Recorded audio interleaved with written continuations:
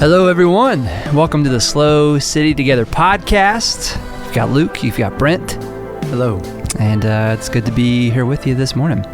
How's it going? It's a good quiet Thursday morning. Yeah. The sun is finally shining. Mm-hmm. The semi-truck was removed from the parking lot. Okay, I saw the picture. Maybe can I put the picture up? You can. All right, I'm going to put the picture up right now. Right now. Beep. Boom. Yep, for our viewers. Yep. What can you explain what went on here? Well, what happened? I don't. Somebody just came in and said, "Hey, there's a big." Oh, Keegan came in to print some documents. He got a job.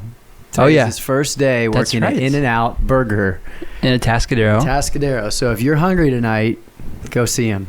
Nice. But he came in to print some documents. It was like 5:30, and he's like, "Hey, there's a semi."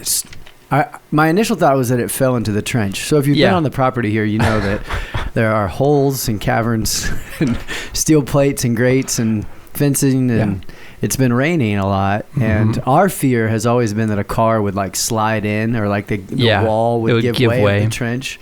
And so I thought there's a semi in the trench. So we ran out, and it was stuck pretty good. There's just no room for a semi to drive back here. Yeah. So I think my understanding was they made a wrong turn. They tried to correct the turn. The terrain did not allow for their desired corrections to be made, and they found themselves stuck and very frustrated. Frustrated. How did they get out then? So I was pastoral. Okay. I was encouraging. Good. I was a truth teller. Oh, no. And they had a truck. They called a guy and came and pulled him out. So it wasn't that big of a deal. Okay. But it was... Our imaginations ran wild because we thought there's a semi that has fallen into the trench and it will finally get filled as a result. Yeah. See what's happening? Semis are falling in trenches. And somehow people are coming to church. I know. It's been amazing. That's been cool for me. Yeah. Yeah. I do have a fear. My fear with the parking lot, or the driveway, or whatever you want to call it, the entrance, is they just have the sand where that trench used to be. You know, there were like steel plates, and that is like slowly washing away with each rain. Yes. And I'm like, is that just going to give way at some point, or like be so deep that that's unpassable? Yeah. That's my fear. So for those who don't live in SLO, listen to this podcast. A lot of people are like, how's your new building? You know, and, you know, this isn't our building. We lease it. And so the space is under construction. The parking lot clearly has been under construction. They've been running different lines and pipes, but it's kind of set in a sedentary state for a little bit. And then as the rains have come in, it's washed out made it a little messy and a little difficult. And so we have no power over the said parking lot. But it's like all things. We hold everything loosely, and we pray that we can make it, one step at a time, in and out of the building each day. So it's been so that's my Thursday. Came in, sun is shining, which is good. I know it's beautiful. It's beautiful. It's a beautiful morning. Got a cup of coffee from my favorite local establishment. Nice. Yeah, that's good. How's your Thursday morning? It's good. I have a matcha from Lucy's. A matcha. It's one of my favorite. Okay. If you're a matcha drinker, Lucy's has very good matcha. That's your favorite matcha. Yeah. Okay. It's a lot of matcha is, I don't know if the like powder, the mix is sweetened, or if they just like naturally sweeten it when they make it. Plant stuff in matcha? It's a tea. It's a form of tea. And but I guess it's like a mix that you make the drink with. So a lot lot have very sweet matcha. But I like an unsweetened. It's got a little bit of matcha. It's like an earthy flavor, a little bit bitter. Grass. Kind of tastes like grass. Honestly, it's very grassy flavor. I like to eat grass, but I would rather have unsweetened grass than sweetened grass. That's right. Is what I've learned. I'd rather have an authentic taste of grass. If I'm eating grass, I want to know it's grass. Don't sweeten it for me. It's good. But that's been good. It's really good. Similar weather and whatever conversation. Last night my power actually went out. Which why not? Yeah. Somebody hit a telephone pole? I don't know. So it went out twice. It went out the first time around 9 o'clock for maybe 10 seconds. It was brief. Yeah. Came back on, and then an hour later it went out, and it probably went out at about 10 o'clock. I went to bed shortly thereafter, and I woke up in the middle of the night and realized that it was back on. Oh. But, so it was out. I went to bed without power. Yeah. Oh, Jake, are you there? Yeah. So that was different. Awesome. I haven't lost power like that. You made it through the night. Thank you. And it was cold. Do you listen to a fan? Do you have a fan going, like a hum of a fan? Yeah, I have then did you have to turn on your phone for like white noise, or can you sleep without the? I typically can sleep. It's more of a comfort thing, but I cold plunged yesterday, and whenever I cold plunge, I sleep so well. The podcast got him. We're bringing it back. But seriously, I do. So that helped. But yeah, that's how I knew the power was back on. I had the presence of mind to turn all my lights off that I knew were on. Yeah. But I left my heater on so that when it came back on, it would be warm in my room. Revolutionary and news. It worked. Call KSBY right now. We're writing a story. Luke turned his lights off in preparation that they would come back on. See? Very genius. thoughtful. Yeah. So that's how I like to live my life. Oh man. It made me think about, you were talking about like noise machine, and it made my brain fire and think about how much I think John Mark Comer writes a lot about the noise pollution in the world, and like how, what is that? I'm trying to figure out like it's almost like, oh man, what did he say? Let me look really quick. Yeah. Of just how, we're just inundated with noise. Even when we sleep now, it's like, I got to turn on a fan. I have to have on like a podcast white noise app or a podcast and music. It's like, and so he just talks a lot about like how that clutter of noise and the clutter of like just constant hearing buzz or rush or city or even people, like is just even the fan that's in the room right now just kind of blowing, like there's just this underlying hum buzz that constantly distracts and constantly pulls our attention. And so he talks about, I thought that's what made me think about it, because I'm like, what would happen if some people had no noise, no app, no music, no, just crickets, just the outside world, anyway. And I've thought about that before too, because I feel as though I've become a little bit reliant on some background noise. Granted, I only have my heater out in the colder months, and it doesn't seem to affect my sleep in the warmer months. It was cold last night too, by the way. It was, but I've thought before, I was like, I'm not always able to have, for one, that specific space heater if I'm sleeping somewhere else, or even just noise. If you're sleeping if you're like, I don't know, I think of like a mission trip. If you're sleeping in a big room with a bunch of people, you don't have your preferences in that scenario. Oh, you need them though. That's the place that you actually need noise. Right. Yeah. Because if you got a snorer, if you got a steam engine, you got to have some way to escape. But I think about that often, of like the things that I'm allowing myself to be reliant on. I think it's good to check. And actually that brings me, because I was thinking this morning, I had this thought of, I'm actually excited for the Lent season to start next week, because in a similar way, I feel I've seen myself become more distracted than I have been, like particularly with my phone. I feel like I've maybe even prided myself on not being attached to my phone in recent seasons. And then you came on staff and you were very proud that you were never on Instagram. Told everyone. And that has changed. And I would say I blame Kentucky Monk, but I don't really use that Instagram clearly, so it can't be that fault. But no, but seriously, I feel like this sense of distractedness in general, and so I'm excited. I think I would like to have the wherewithal to notice that distraction and just say, all right, I'm gonna stop that this next week. But I think that's the cool thing about, one of the cool things about the Lent season is that invitation to kind of reset, to give something up, and to add something in its stead. And so I don't know, that got me excited. Next week we're doing our Ash Wednesday worship night, and that's the kickoff to the 40 days of Lent leading up to Easter. And I don't know, so just like thinking about the distractions and the noise has got me excited to think about how to release some of that. I'm excited for Ash Wednesday. I'm excited for Lent. And I will speak to I think we did a social media kind of fast as a family. Me, Keegan, and Jen are kind of the only ones who have social media. But I found this very interesting because, I get distracted by it. And I think, like, I don't want to be distracted by just, like, scrolling fail videos and, dunk highlights and all the things my kids send to me about fishing and, whatever. Yeah. But I think that one of the things that I noticed that I was surprised by was in preaching, in the prep to preach or like soak up a text. Yeah. I had this, I feel like I've had a better clarity of even like, I didn't get stuck necessarily in the writing of it. I didn't get like, I wasn't all in my head. And so some of my algorithms are,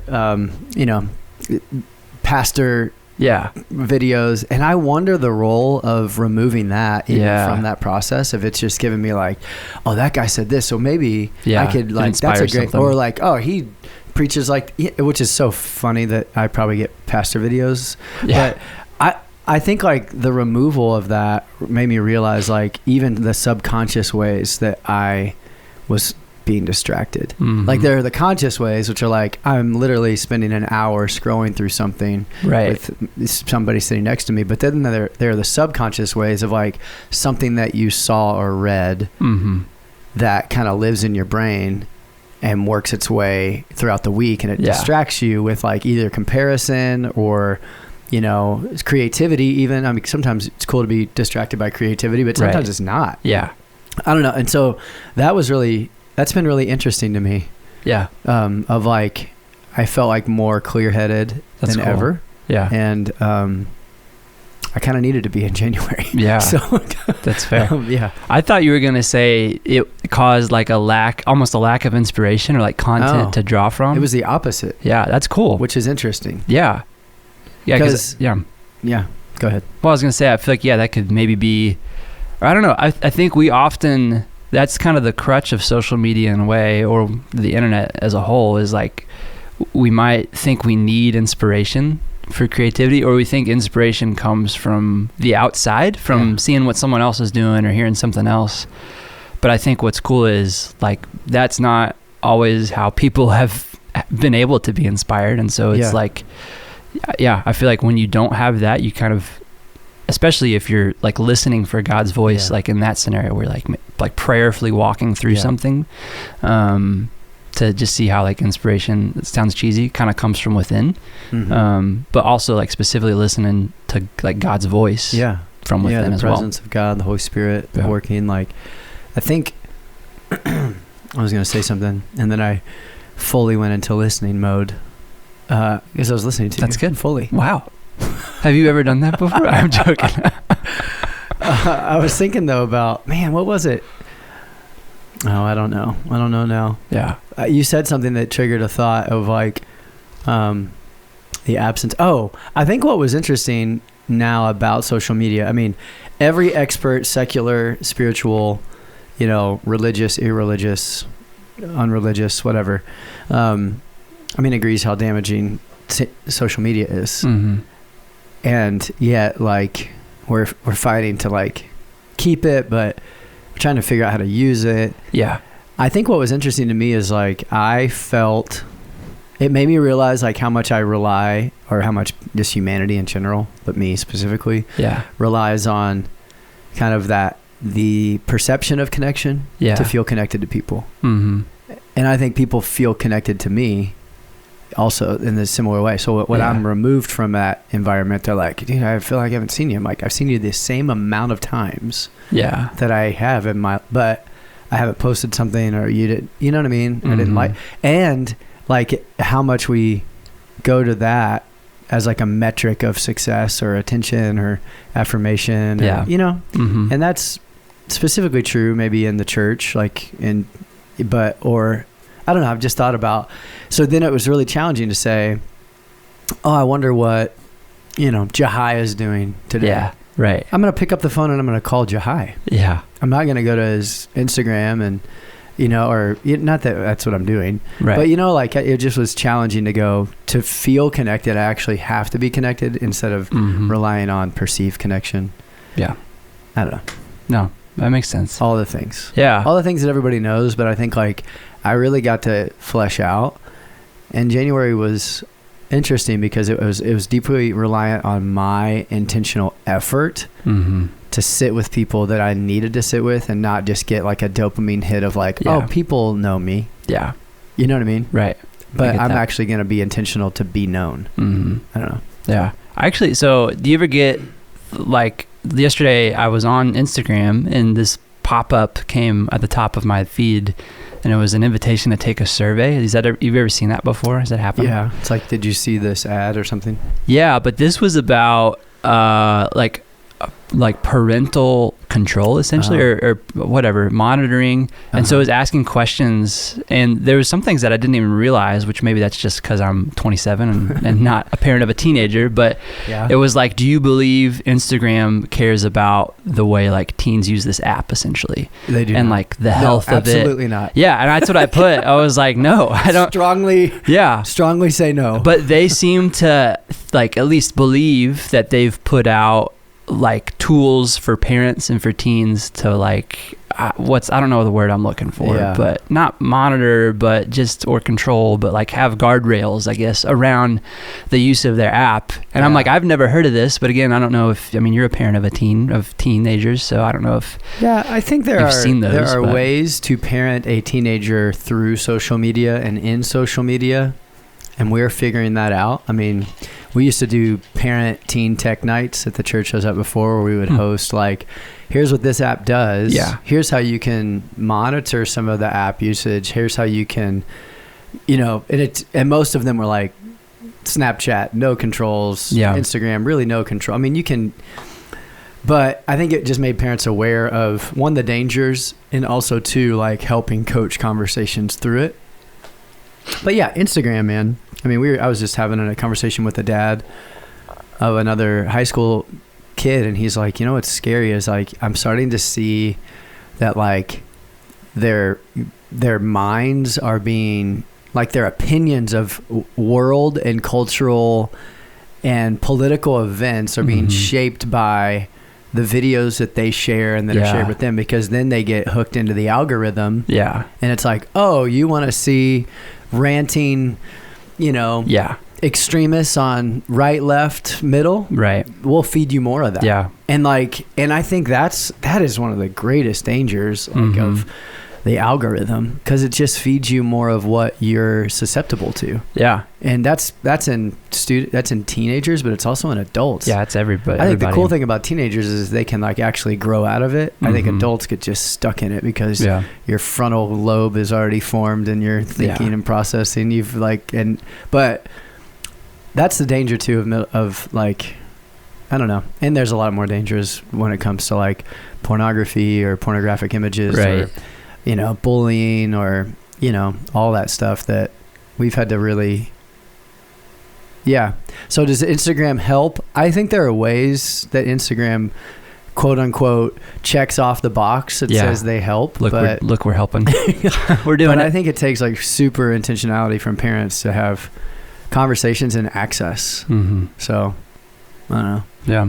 And I think, like, as you're saying that too, like, there's part of the danger of like not even knowing that an algorithm exists. Yeah. Like, and you're just being sort of inundated by one specific source of content without even knowing it. And I think even that, like, to have intentionality of, just awareness of that, I guess is what I'm trying to say. I click on a Andy Stanley quote, a video, and all of a sudden everything I see is, this guy's like it, or this girl is like, and so it's just in it. And I'm like, that's interesting. Like, I don't really want my feed to be full of sermon quotes, but I guess that's my choice. But if I want to change it, you have to be conscious of the fact that the algorithm is feeding you what it thinks that you, which is scary for me and for the world. Yeah. You know what I mean? We're just all in our little bubbles watching whatever we're into. It's like, you're a 27, how old? Yeah, 27. 27-year-old dude, I'm going to feed you this and this, and then see if you take the bait for that. And then it's dangerous, man. Yeah. It's interesting because I think it was kind of a show, but Congress or Senate just pulled up all the big social media companies and like we're grilling them about security and about, I didn't read into it a ton. I saw where Mark Zuckerberg was apologizing to parents of kids who had been either hurt or bullied through his platforms. Really? And I don't know what the goal of the hearing was, but outside of awareness of like, this is damaging our connection. It's really damaging. There's so many, and I know everybody wants to silver lining it and go, yeah, but we could do great things with it, you know, but it's like, man, but it's really like isolating a lot of people. We don't know how to, the younger generations they care about relationship, but I don't know. It's just even like conflict management or eye contact or, you know, I don't know. Yeah. I'm not an old curmudgeon. I hope that doesn't sound like that, but it's like, even our generation is like, I'll just sit and I'll just scroll and not talk to anybody about what's really going on in my life. Yeah. I don't know. Yeah. And because I feel like, you know, they talk about even the attention span thing of like our brains. I heard an interesting thing. I've probably talked about this before about how Google Maps is actually bad for your overall memory because you used to have to remember how to get places. Yeah. And now it's just so easy to type in an address and you just essentially mindlessly, okay, turn right here, turn left here. I don't even know what this road is. I'm supposed to turn right.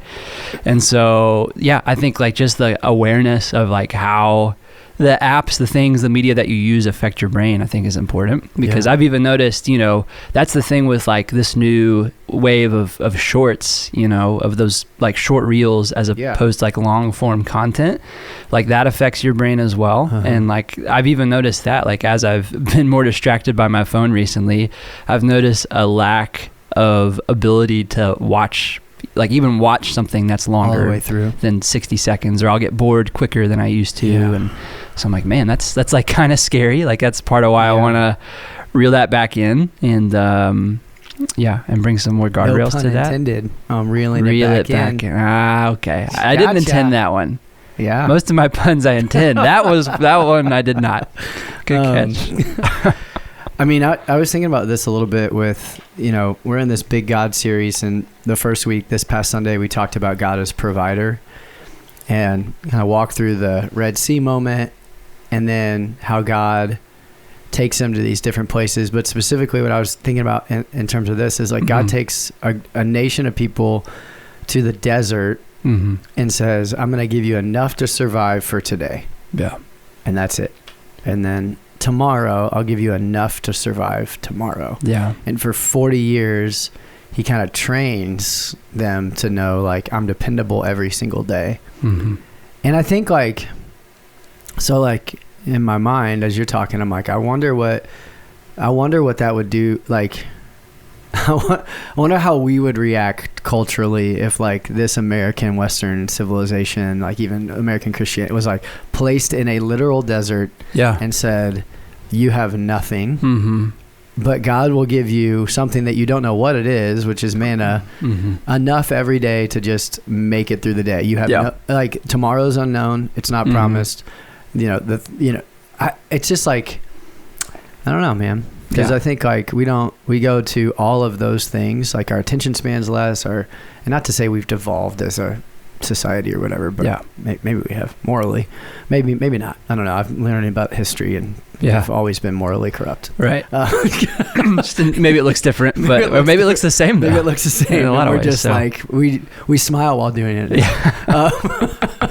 But I don't know. I'm just thinking about that, like that level of dependence that we put on everything else around us. Yeah.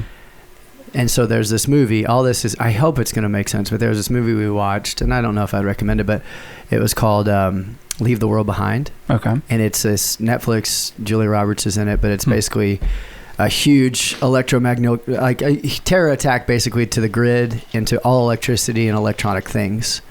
And so in a moment, you know, you lose the ability to be connected to people through cell phones, through satellites, through internet, through landlines, like, and now you're just like, it's in 2024 and you're going, how do I actually live? And we have built up our lives of these, like, I don't know. It was a very fascinating thought process it sent me on of like, man, like, could you not just survival, but then it made me think about how much we're dependent upon for like how we feel and how we connect and how we even pray, how we even live the way of Jesus. Like some of that's app oriented, some of that's, I'm not saying like technology's bad, right? Yeah. But then to go like, what if we were in the desert? Yeah. And God was like, I'm going to break you of some things that, and I don't know, what would that do to us? Yeah.